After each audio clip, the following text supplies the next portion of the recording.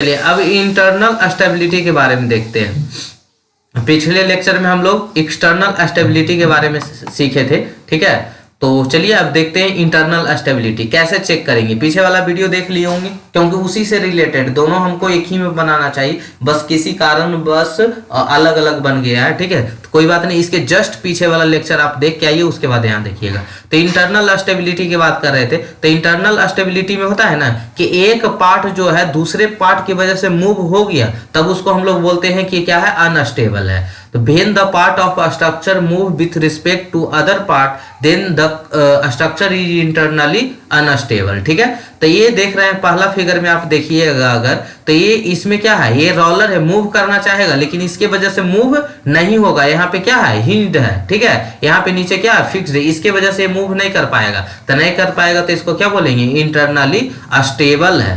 Unstable नहीं, astable है, क्योंकि मूव नहीं किया। अगर कट जाता तो क्या हो जाता, अनस्टेबल हो जाता। यहाँ पे क्या है, अगर तीन हिंज कंटिन्यूअसली मिल गया, देखिए यहाँ भी हिंज है, यहाँ भी हिंज है और यहाँ भी हिंज है। अगर तीन हिंज कंटिन्यूअसली रहे तो उसको हम अनस्टेबल कहते हैं। उसको क्या कहते हैं, अनस्टेबल कहते हैं, ठीक है। तो कुछ पॉइंट से जो आपको यहाँ पे याद करते चलना है। यहाँ पे देखिए तो ये क्या है, ये क्या है, एक हिंज है, दो हिंज है। तो यहाँ पे दो ही हिंज है, ठीक है, इसलिए ये क्या रहेगा, अस्टेबल रहेगा। हम क्या बोले, कंटिन्यूअसली थ्री हिंज रहता तब वो अनस्टेबल होता। ये सब चीज याद करते चलिएगा।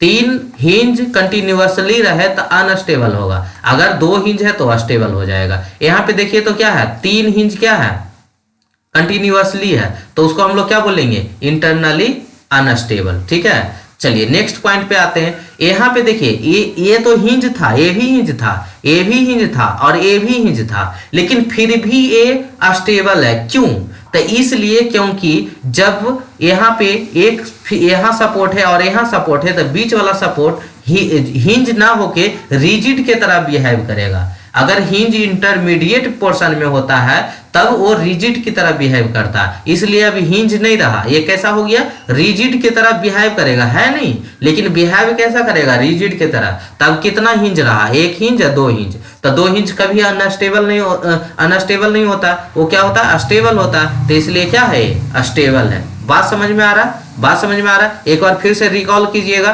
पहला तो कि ये तो पहला स्ट्रक्चर क्या है, ये तो मूव होने नहीं देगा तो अस्टेबल है। एक बार इसको इरेज कर देते, उसके बाद हम यहाँ पे चर्चा चलते हैं। देखिए इसको फिर से, चलिए याद हुआ। अगर ये तो इसमें तो कोई टेंशन नहीं, इसमें देखिए तीन हिंज कंटिन्यूअसली तो क्या कहेंगे, अगर तीन हिंज कंटिन्यूअसली तो उसे क्या कहेंगे, अनस्टेबल। दो हिंज अगर कंटिन्यूअसली तो उसको क्या कहेंगे, अस्टेबल, उसको क्या कहेंगे, अस्टेबल। अगर तीन हिंज कंटिन्यूअसली तो उसको क्या कहेंगे, अनस्टेबल, उसको क्या कहेंगे, क्योंकि एक दो तीन, ठीक है। तीन से ज्यादा भी रहे तो चलिए अब यहाँ पे आते हैं। एक अच्छा पॉइंट आया है कि यहाँ तीन हिंज है लेकिन बीच वाला हिंज इंटरमीडिएट है। बीच वाला हिंज क्या है, इंटरमीडिएट है। इंटरमीडिएट देखिए दोनों के बीच में है, तो कभी भी इंटरमीडिएट हिंज वो रिजिड की तरह बिहेव करेगा हमेशा, कभी भी हिंज की तरह बिहेव नहीं करेगा। वो कैसा बिहेव करेगा, रिजिड की तरह। तो इसलिए तो अभी हिंज रहा नहीं, तो कई हिंज, एक हिंज दो हिंज, तो दो हिंज है तो आपका क्या हो जाएगा, ये अनस्टेबल हो जाएगा, ठीक, सॉरी अस्टेबल हो जाएगा। अब आते हैं इसमें, देखिए इसमें भी क्या है, यहाँ तीन हिंज तो है बट कंटिन्यूअसली तीन हिंज नहीं है। एक हिंज यहाँ है, दूसरा हिंज यहाँ है, तीसरा हिंज यहाँ है। अब बीच वाला हिंज किसके तरह बिहेव करेगा, रिजिड की तरह बिहेव करेगा। तो ये रिजिड की तरह, तो तीन गो तो है, एगो यहाँ है, एगो यहाँ है, एगो यहाँ है। अब बीच वाला तो ये क्या हो गया, रिजिड हो गया, तो इसका तो काम ही नहीं है। तो कंटिन्यूअसली नहीं है, देखिए एगो के बाद यहाँ यहाँ है, तो इसको भी हम लोग क्या बोल देंगे, तीन गो के बाद तीनों कंटिन्यूअसली रहता तो अनस्टेबल हो जाता, लेकिन ये कंटिन्यूअसली नहीं है, इसलिए क्या है, अस्टेबल है। अगर कंटिन्यूअसली रहता तो अनस्टेबल हो जाता, ठीक है। तो यहाँ तीन हिंज तो है, सब हिंदी में भी लिख दिए ताकि सभी को पढ़ने में, इसको सीखने में आसान हो। यहाँ तीन हिंज तो है बट वो क्या है, कंटिन्यूअसली थ्री हिंज नहीं है, इसलिए क्या है, अस्टेबल है। यहाँ पे बताइए तो, यहाँ पे देखिए ये हिंज है, ये हिंज है, ये हिंज है, ये हिंज है, कंटिन्यूअसली है, इसलिए क्या है, अनस्टेबल है। ये क्या है, अनस्टेबल है। अब यहाँ पे आइए, यहाँ पे एक हिंज है, दो हिंज है, तीन हिंज है। तीन हिंज तो है लेकिन बीच में एक इंटरमीडिएट सपोर्ट लगा हुआ है, तो जब यहाँ 3 हिंज कंटिन्यूसली है बट इंटरमीडिएट हिंज पर कोई सपोर्ट प्रोवाइड है, इसलिए स्ट्रक्चर ये क्या होगा, स्टेबल होगा। क्यों?